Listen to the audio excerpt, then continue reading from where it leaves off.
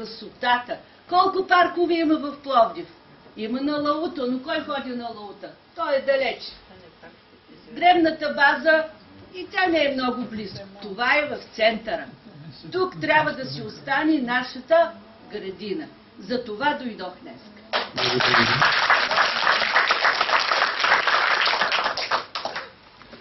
Моля ви да се представите и съвсем накратко. Добър ден, Иван Петров се казвам, социолог съм и живея в близост до градината. Говорих с възрастни хора по тази тема. Първо, съвсем да кажа, моето възмущение, че за пореден път няма кмет, няма председател на общинския съвет, няма общински съветници, също нещо, няма областен управител. Властта я няма на този дебат, по същия начин, както имаше дебат за Бунарджика. Това е абсолютно скандално. Нали? Първи факт. Втори факт. За разлика от господина, моите уважения към него, който е роден в Монтана, моята прапрабаба е дошла в 19 век в Пловдив, избягала оцеляла от Баташкото клане. И аз сантиментално, както много хора тук в центъра, сме свързани с тази градина. Категорично сме против да се пипа градината. Значи, единствените ремонти, които смятаме там, не ремонти, а действия, които трябва да са за поддръжка на градината такава каквато е, евентуално поставяне на нови пейки, никакви такива преустройства, никакви разходи на милиони, в които ние да задължняваме за някакви фантасмагории. Категоричното е против този паркинг, защото не само е незаконен, той е нелогичен, той е абсурден като идея. И най-важното, което е, това, което се каза за буферните паркове, аз лично го казах няколко пъти, но тясно между приятели, има един мол малко в Тепе, паметник на безобразната приватизация в Пловдив Балабен. Този мол има законови механизми общината да го отчужди за важни общински нужди. В случая нужда от паркиране, има огромни подземни паркинги, а може да стане целият един надземен паркинг, както планира. Няколко такива да направят, защото имаме археология ценна, а тук също не се казва, че никой не е проучил какво, дали няма някакво археологично наследство под това езеро. И изобщо нашия кмет и общински съветници да разберат, че този град не е тяхен. Те не могат да си правят каквото си искат, да харчат милиони, които ние да задлъжняваме, и то точно в зелените площи.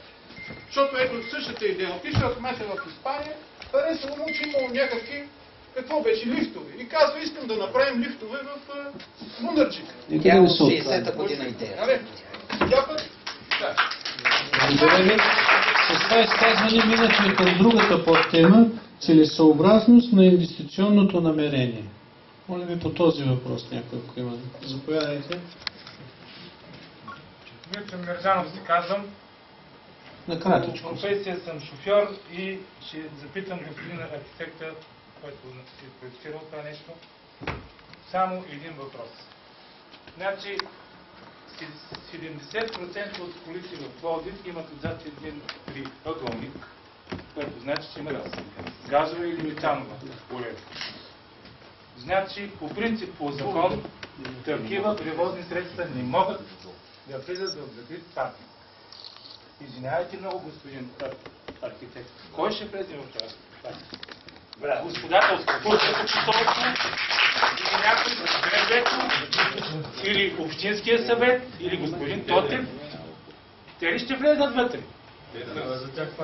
Значи аз като имам газова или метанова уредба, няма да влизам. За кой го правим тогава? Нека да ви отговоря, ако позволите. Да, разбира се. Повечето от вас може би са пътували в Европа. В Европа има забрана автомобил с газова уредба да се движи в тунел. Това така ли е? Знаете ли го? Абсурд е някой с газова уредба в Европа да влезе в паркинг. Само, че нашата наредба не е... Само, че... Нека да ви отговоря. Само, че... Нека да се изслушваме. Нека да се изслушваме. При нас такава норма няма. Затова от 170 паркоместа 35 или 38 са предвидени за автомобили с газови уредби, с аварийна вентилация, с датчици за метан, разполагат се и долу и горе, защото един е долу, другия е горе, и аварийна вентилация с 12-кратен обмен в случай на авария. Така че вие с вашата газова уредба може да влезете там, ако имате работа, разбира се. всеки един, на който му се наложи да отиде там, може да влезе, независимо дали е с бензин, газ или дизел. Това е конкретно на вашия въпрос. Благодаря. Да ме заповядай. Кирил Ценев се казвам. Както видяхме от пленера, според Европейската програма за зелена и достъпна околна среда, тя не предвижда финансиране на проекти за паркинги в централната градска част. Значи, след като в Европа това са го пробвали и са установили, че в централната част не е целесообразно да има паркинги, защо ви мислите, че тук в България ще бъде целесообразно, след като сме част от Европа вече? Отговора е във вашия въпрос. Точно поради тази причина влизаме в другия казус, 3 милиона, които областният управител ги спира. Финансирането на паркинга не е по програма Зелена и достъпна градска среда, защото е недопустим разход. Ами що е допустимо да има въобще там паркинг? Няма противоречие. Има други програми, които финансират транспортна инфраструктура. За целесообразността. Ако на вас ви е целта да ви остане един ден името на табелата, която пише кой го е проектирал, и новия хубавец да му остане името, че го е направил към Пловдив, аз съм сигурен, че вие, като кмет на Пловдив, аз съм сигурен, че вие ще намерите 1000 начина да го изкарате законно през всичките проклети съдилища на тази държава. Задайте си въпроса преди да направите нещо, което е законно или незаконно, морално ли е? Има ли смисъл в Пловдив град да похарчи пари, милион пари, за да паркират на платено място, което вие не казвате колко ще струва и силно, не знам къде го има това нещо, дали някой може да го намери, да се паркира човека в колата. Не е въпрос дали ще може да плати метановата му редба. Той кара метан, защото не може да си плати паркинга. Обърнаха целият град на синя зона и това ли ще е решението? Да построиме паркинги, които са някаква безумна цена. Кой ще паркира на този паркинг, ви попита човека. Това ли ни е морала? Ще продължим ли да работиме за банкерите, за турското посолство, за тия, които им трябва по 8 метра да си паркират колите? Благодаря ви.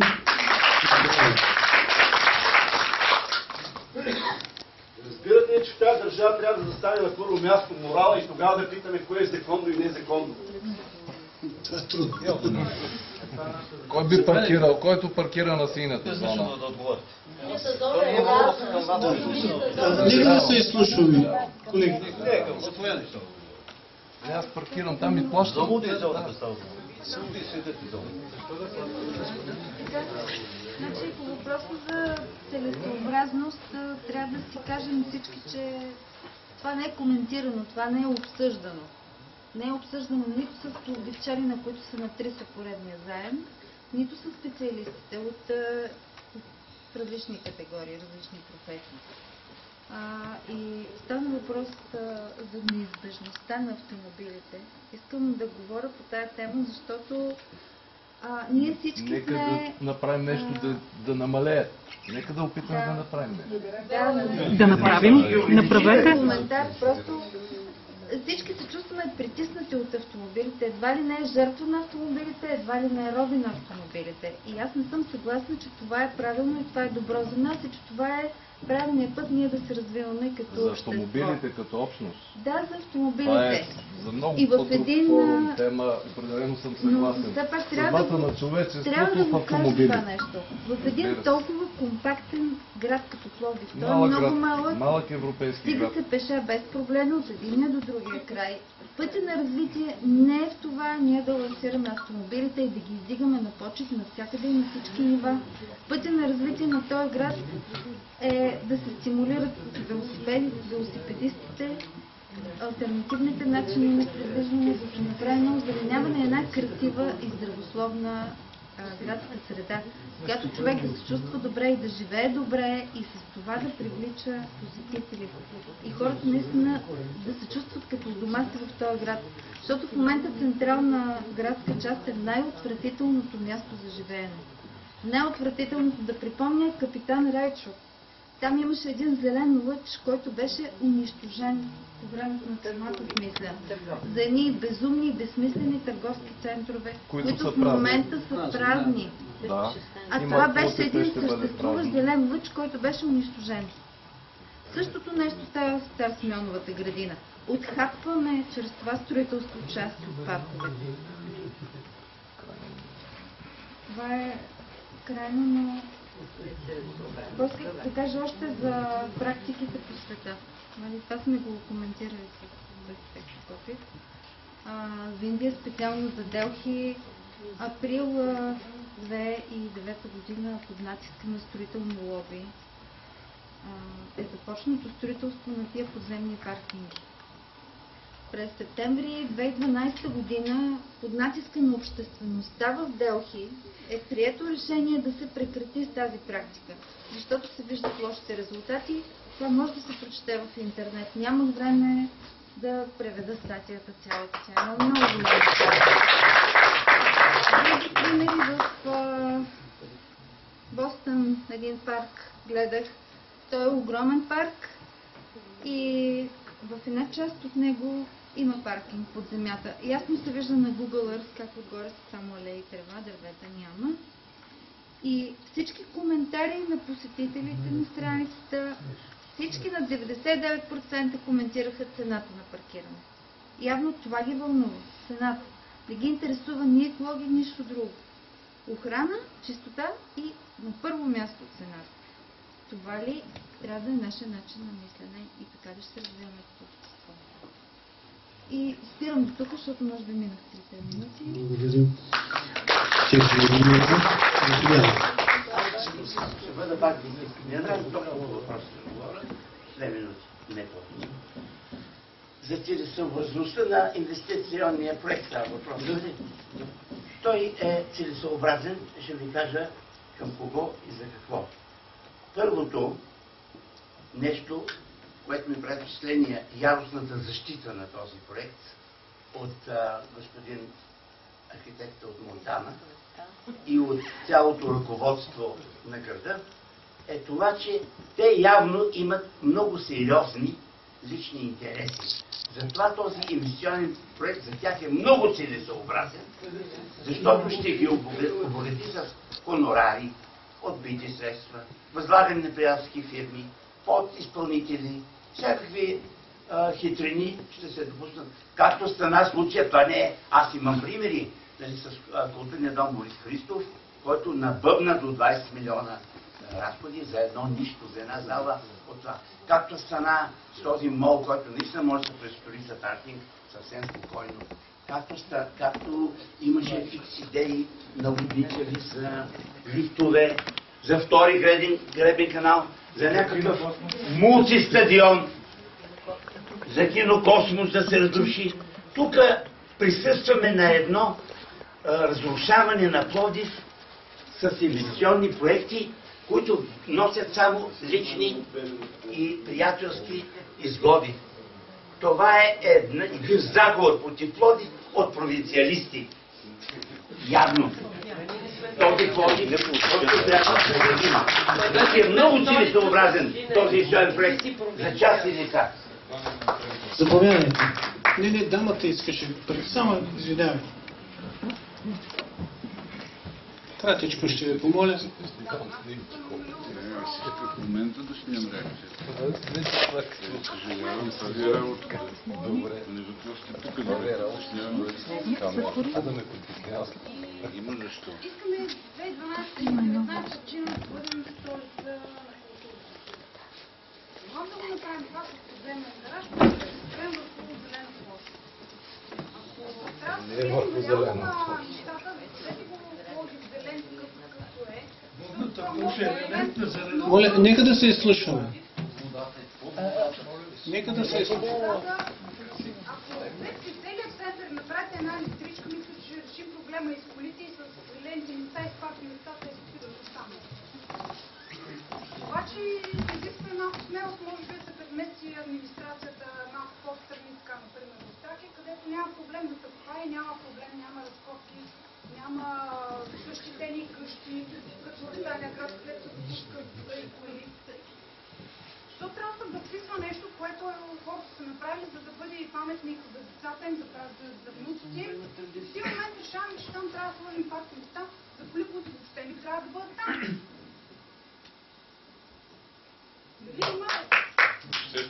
Велен градски транспорт навсякъде в света, навсякъде в Европа го има. Електрически градски транспорт. Там няма коли, няма газове, няма...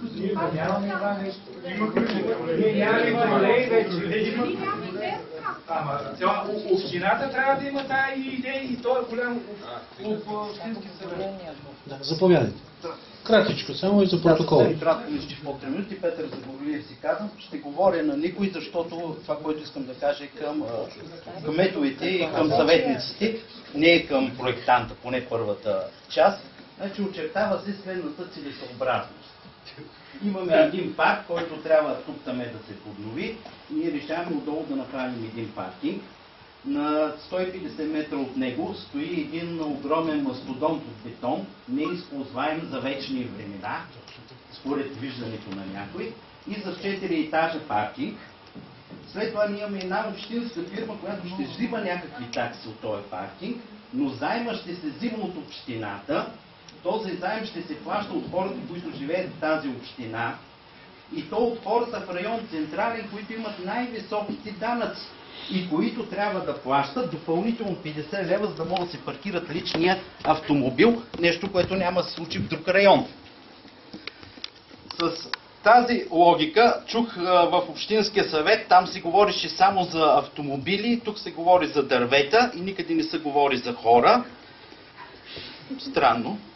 И там се казваше за ефтини пари някакъв заем, ама ние хората плащаме и данъци на държавата. И тя като поеми лихвите на един ефтин заем, пак ние ги плащаме. Спирам с тая част, която показва абсурдното. Не мога да разбера защо това са някакви вселенски грехове на капитализма, но защо общината трябва да ги повтаря и не може ли поне малко да планира и да си отвори очите напред. И втората част е нехуманността. Аз видях, че там са премахнати тези трибуни, които съм ги ползвал като млад. В момента се ползват, ако отидем, ще ги видим, че има доста хора по тях. Не видях, може би ще има пейки, може би на картинката не се рисуват пейките. Някакви пейчици ще има там. След това чух за някакъв павилион, ама този павилион не е съвсем павилион, ами е изход от паркинга. Значи или ще излизаме, или ще седнем в него. Не можах да го разбира това нещо. Чух за някакви настилки, че децата не може ли да карат велосипеди. Дети, вижте, карат. И количките се карат много години. Май моята количка се кара и подобни настилки. Същото важи и за тези детски играчки. Целта на едно нещо, и се надявам един ден тези общински ръководители, бащици да свалят очилата, де показват различни мисии, банкноти и да видят, че са създали един антисоциален и нехуманен проект. Аз само да допълня, тези общински съветници ние си ги избираме. Не е вярно. Заповядайте, вие само. Избират ги циганите с парите, които дават властите за всеки човек. Никога ние не ги избираме.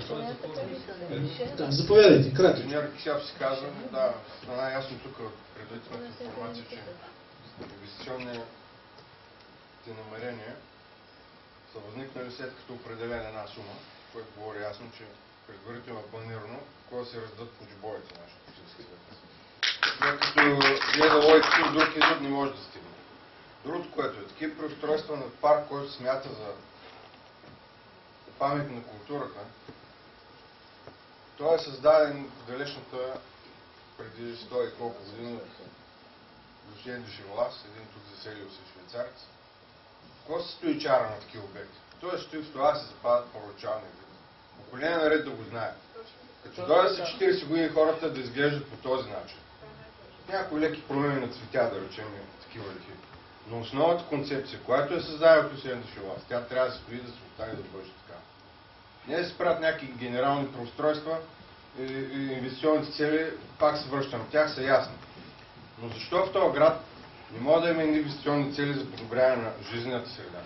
Да има зелени площи, паркове повече. Аз в това място живея от 40 и няколко години и помня съм бил дете. Тогава е имало 180-200 хиляди жители в града. Парковете са били същите, не са повече, дори намаляха някакво. Сега са двойно повече жители за същите зелени площи. Да, сега отхапим още едно парче Ще го разделяме на она зона За и зона Б, някакви машинации. Ще ни обяснявам, че има уръщение подкрепено от печата и това е легитимирало проекта. Тия хора за глупаци ли не мислят?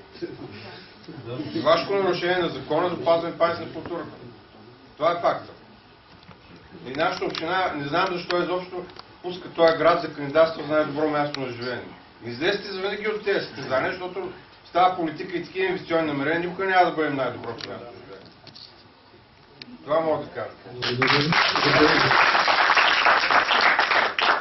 Става скучно един-два въпроса конкретно към архитекта. Само за протокола. Пани Капушева, инженер Лесовът. Значи интересуваме първо, не можах да разбера тази иновационна система за отвеждане на мръсния въздух на въздуха отдолу. Какво се случва? Той пречиства ли се? Излиза ли в парка? Второто, което не можах да разбера, значи разбрах, че оценката за това и мисля, че по време на самото строителство, че няма да се засегне растителността, е направена само по време на строителството. Поне така беше в това, което прочетох. Становището е направено от ландшафтни архитекти, които след това и проектират. Питам ви, това морално ли е? Другото, което ме интересува е хидрологията. На каква дълбочина влиза долу? Има ли шахта? Има ли дрениране? Който има конкретни въпроси, с цяло уважение към аудиторията, ще отговаря и ще ви пратя конкретни материали. Много пъти съм го разказвал, вие случая за хидрологията. За хидрологията да питам. Пак ли оценката е направена от същите хора, които хидрологията е правена от инженер Неко, водоканал проект Пловдив, 4 сондажа по 15 метра. Водата е от 4,30 до 4,50 от прилежащия терен. Ще ви дам лично доклад, за да видите каквото ви интересува. Ето, поставям наистина визитки, господина също може да ще прави. Позволите ли да кажа, защото имам ангажимент? За разлика от административния съд в Пловдив и Върховния административен съд, аз считам, че вие сте заинтересовани лица и не само вие, целият град са заинтересовани лица. Приемам абсолютно всички мнения, които са по-различни от моето, което е съвсем нормално. Тук е кръгла маса. Можем да кажем, че това е кръгла маса. Виждам, че в случая няма никой на моя страна. Не се притеснявам. Не ме е страх от въпроси. Отговарял съм и продължавам да отговарям. Уважавам вашето мнение. Всеки човек има собствено мнение, лично. Но все пак добре понякога да се слуша човек и отсреща, особено ако се говори с аргументи, да се приеме част от това, което се казва. Геоложки доклад ще ви дам. Вие за нашите пари говорите. Аз не говоря за пари, аз не говоря от името на кмета. И нека да ви кажа нещо категорично. Тази идея е моя, не я давам на кмета. Юни месец миналата година, аз съм главният виновник, сърдете се на мен. Аз я предложих, много голяма част от Пловдив я приема. Ако смятате, че вие сте всичките и представлявате града, мисля, че е грешно така да мислите. Имам поздравление. Няма един човек, който е тук. На разрушителната страна. Кой няма един? И аз си задавам въпрос. Ами, значи е така. Нека да се изслушваме. Уважавам вашето мнение, но слушайте се за секунда и в други мнения, които казват, че това нещо е практика по света. Към вас, без популитър съм от зелените. Слушам ви. Така. Първо, какво ви мотивира точно под градината да изградите паркинг? Разбрахме, паркинг искате да се намалят колите, които са паркирани. Да. Точно под градината решихте, а не както каза госпожата, по-точна гара. Отговарям ви и моля да ме извините. Марково Тепе, частна собственост. Общината няма право да отчуждава частна собственост за паркинги. Спор ли е? Може за училище, за гребния канал може да отчуждава, за инфраструктура, ако прави булеварди. Нека да не спорим за това. Него компютър е пълен с закони. Моля ви, точна гарда е частен терен. Говорите право в мен. Аз ви казах, че тези закони и тази практика е в интерес на едни инвестиции, че тази община се е превърнала в едно предприятие, което инвестира и получава печалба и разделя доста предполагаемо частно. Не ми отговаряйте право в очите. Ясно ви го казах това. Не сте вие отговорен за всичките несъобразности. Ето, месец на културата. Всичките мероприятия са в центъра на града. Вие не сте отговорен за това. Но отдел култура можеше да премести някъде другаде в Пловдив, да поддържа други зали, други паркове. Вие не сте отговорен за това. Но вие сте отговорен за тези пряки законови нарушения на режимите, Вие сте отговорен за това този паркинг ще бъде ли ползваем, защото аз няма да пусна моите внуци с количката да водят моите правнуци до вашия паркинг. Ние това обсъждаме и това е вашата отговорност. Единствено хуманно в този проект е вашата детска мечта. Да има паркинг по тези. Не, това не ми е детска мечта. Благодаря за детска мечта. Добре, вече мисля, че излязохме от обхвата на кръглата маса. Това беше жена ми, която излезе. Дойде да чуе какви са настроенията в Пловдив. Мисля, че това е едната част на пловдивчани, които са против. Приемам всяко нещо, което излезе единствения ви привържен. Айде да се разберем по този начин, защото няма време наистина. Съберете другата част, която не е и напоканете там. Протест и антипротест няма да правя. Нека сериозни аргументи да има. Може ли думата да ето, наистина това са моите координати. Интересно е, че с много хора от противниците на моя проект, като говорим на маса, седнем, пием кафе, говорим много интересно и разбрано. Сега почваме да говорим за Марково типе, за това, за лични интереси, за някакви пари. Аз от този проект няма да Как хонорар все пак, ако обичате, няма да забудете. Нека да не изтребняваме. Много хубав монитор си купи. Дайте думата на младежа. Иван Рамирес се казвам. Движение за граждански контрол. Аз не се съмнявам в вашия професионализъм и в това, че вие можете да допринесете за положителното развитие на нашия град и да се подобри градската обстановка, ако вашите усилия бъдат насочени в правилната посока. И във връзка с това нещо бих ви препоръчал книгата на Лестър Браун "Екоекономика", може да видите в протокола, който казва така: ако искате да се справите с задръстванията, т.е. борбата с задръстванията, да решите проблема с задръстванията, като разширявате булевардите, да се борите с затлъстяването, като разширите колана си. Определено. Карвате повече автомобили. Значи, тази книга ще ви обогати много и ще насочи усилията ви в по-добра посока, за действително да се чувстват гражданите по-добре. Другият титан в тази област, това е Джак Пресли, той вече е на 94 години, още 74-та година предлага много напредничеви проекти, които също много ще ви обогатят. Аз